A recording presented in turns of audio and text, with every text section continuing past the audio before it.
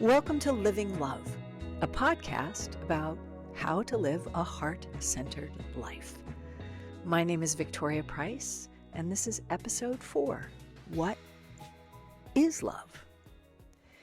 In my last episode, I talked about my epiphany after seeing the movie Oliver when I was 6 years old, that all any of us want is to love and to be loved. I've never stopped believing that. Yet, my life has been filled with the same confusion and pain that most of us have felt. If we want to love and to feel loved, then why is it so hard? Why do we hurt others, and why do others hurt us? And if it is so hard, why do we continue to care so much about loving and being loved? Throughout my life, I asked myself these questions repeatedly, yet I never seemed to find answers. Until I stumbled upon the transformational power of heart-centered practice. That's when everything changed, including my understanding of what love is, what love does, and why love matters. This is because I became less worried about being loved and more eager, willing, and eventually able to live in love.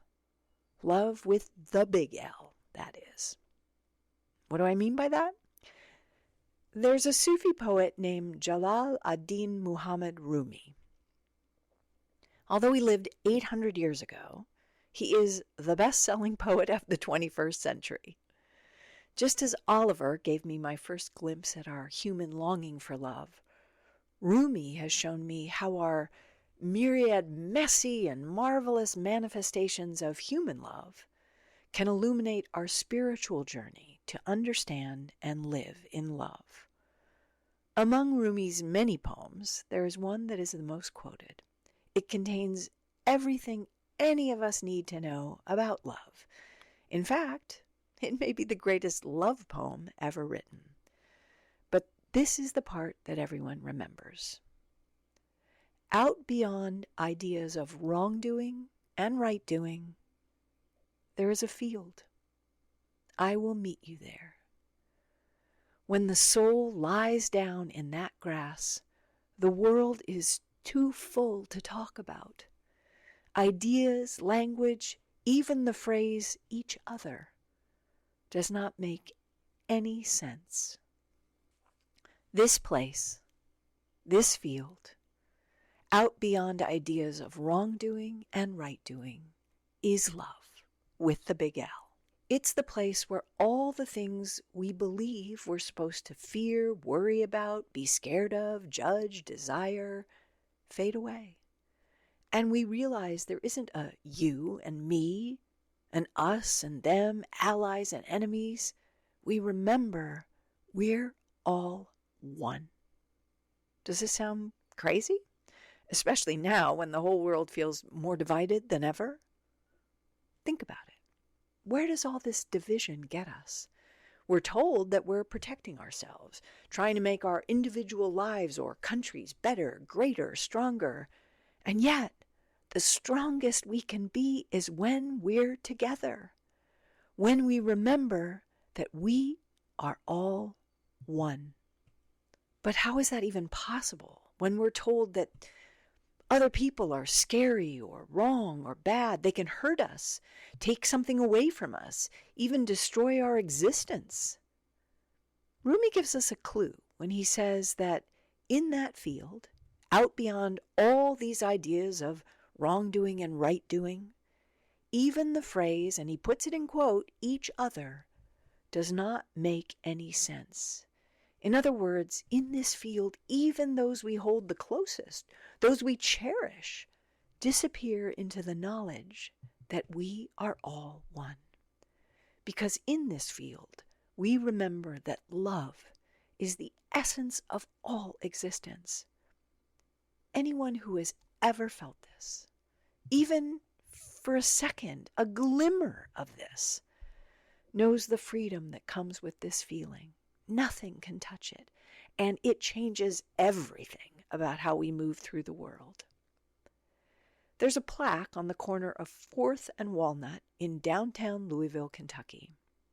I said that wrong. It's Louisville. I can never say it right. Louisville. My friend Kevin is rolling his eyes at me. Louisville. It commemorates the moment when the Trappist monk Thomas Merton had this exact revelation that I just described on March 18th, 1958. That's literally what the title of the sign says, a revelation. This is how Merton described that revelation. In Louisville, at the corner of 4th and Walnut, in the center of the shopping district, I was suddenly overwhelmed with the realization that I loved all these people, that they were mine and I theirs, that we could not be alien to one another, even though we were total strangers. It was like waking from a dream of separateness, of spurious self-isolation in a special world, the world of renunciation and supposed holiness. This sense of liberation from an illusory difference was such a relief and such a joy to me that I almost laughed out loud, as if the sorrows and stupidities of the human condition could overwhelm me. Now I realize what we all are, and if only everybody could realize this. But it cannot be explained. There is no way of telling people that they are all walking around shining like the sun. What an amazing quote. That moment not only changed Merton's life, it changed the lives of everyone with whom he shared his revelation.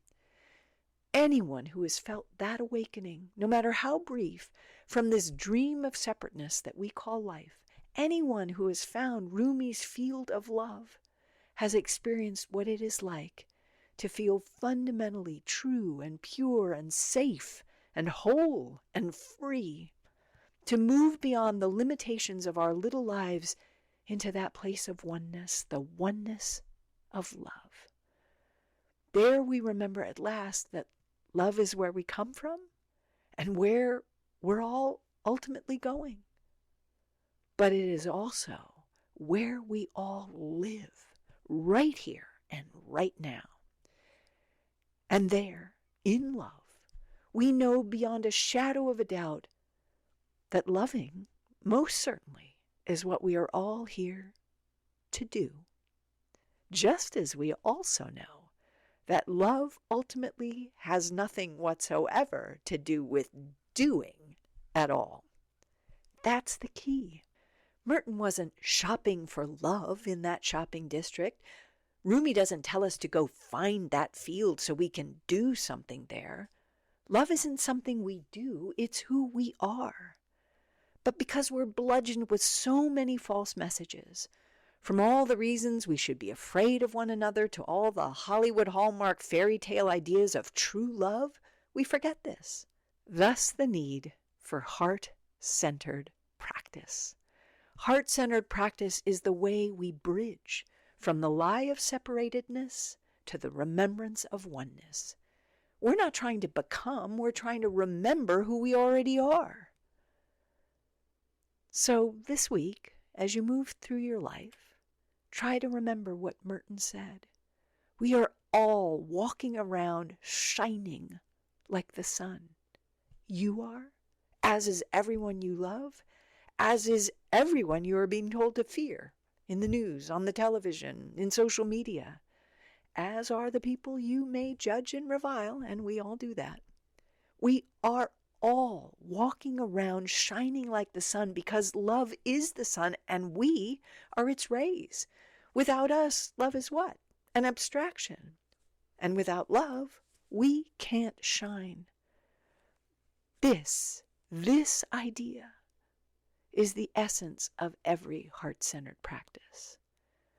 So stay tuned next week as we talk about finding love, aka remembering who we all really are, the loved and the loving of love with the big L.